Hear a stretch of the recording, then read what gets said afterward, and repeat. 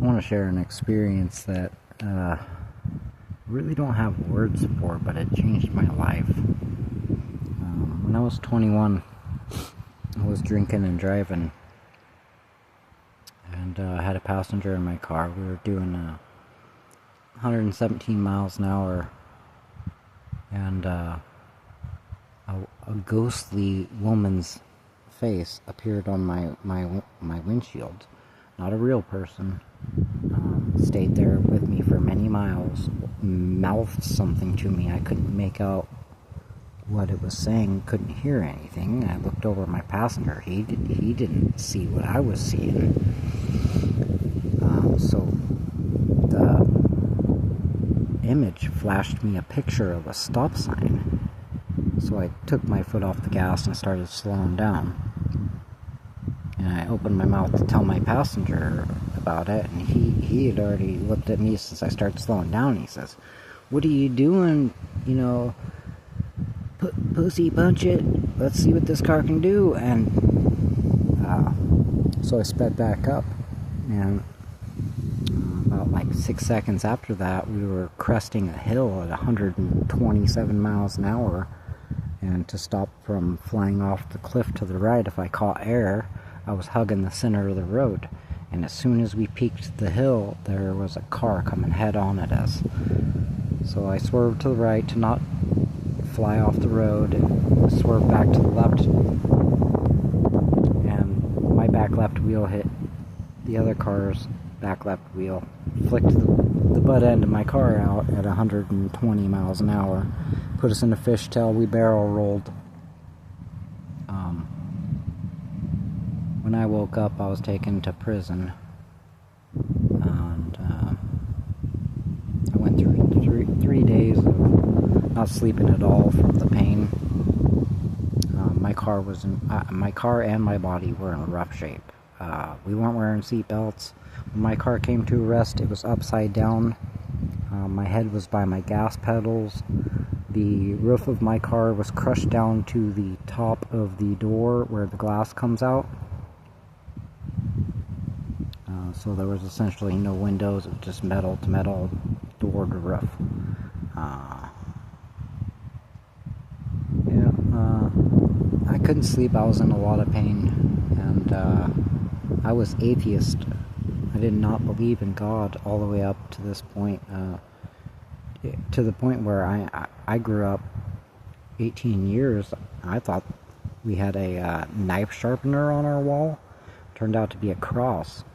I really thought that was a knife sharpener. But yeah, so here I am in jail. I'm in pain. The third night, I haven't slept not a wink. And I dropped to my knees and I said, God, if there was ever a time to present yourself into my life, now would be the time. And that night I fell asleep immediately, and I don't know if it was a dream I had or if it was a vision. I can tell you it felt as real as I am talking to you right now. But I woke up in my room and it was just bright. Everywhere was bright. And I look over and there was a ball of light. Well, I say a ball of light, but it was more like a ball of plasma. It was just waves of light rolling around in itself. All white light, though. And it kind of implied in my mind that it was God. It didn't come out right and say that. There was no communication between me and this object. It just was there. My first question was, are you male or female? Because, I don't know why that was my first thought, but that's what popped into my mind. I didn't say it out loud, but it responded in my mind just the same, and said, let's see, what did he say? Male and female are earthly things, and as such it has never taken an earthly form. While it is a part of every male and female and every rock, plant, carrot, grain of sand on earth, he has never walked physically in the form of a human being. And has never been male or female, and contains the energy of both. It went on to furthermore say this sentence in my head. It said, "In the beginning there was a sound, and that sound was God."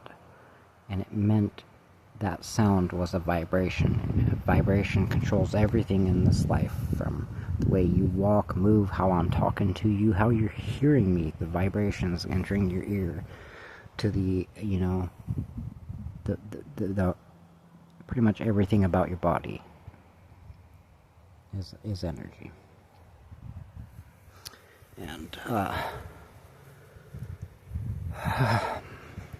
I was shown a graph of my life,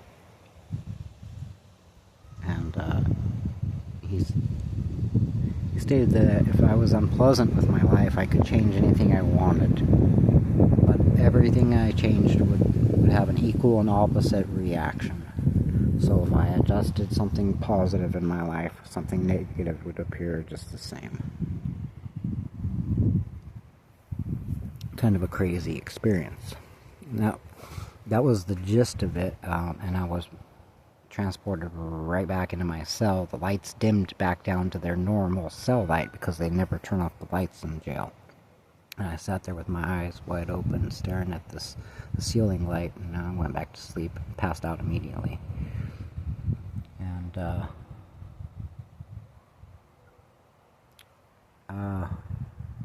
the feeling that I got was that I was there for a reason. And a couple days later, after this, there was a argument between one of the cellmates and the guards, and I kind of inquired about it. And the dude came over to talk to me about it and said he hadn't seen his cellmate leave the room in 3 days, and he had been vomiting, couldn't even drink water, couldn't stand up, dry heaving. And I recognized those signs and symptoms as appendicitis, because I have had my appendix out. Take a look at my scar here. So I lost that when I was 18, and I was 21 at the time. So I knew all the signs and symptoms of appendicitis. I pulled the guard aside, and I said, "Hey man, I'm making you aware of a medical emergency.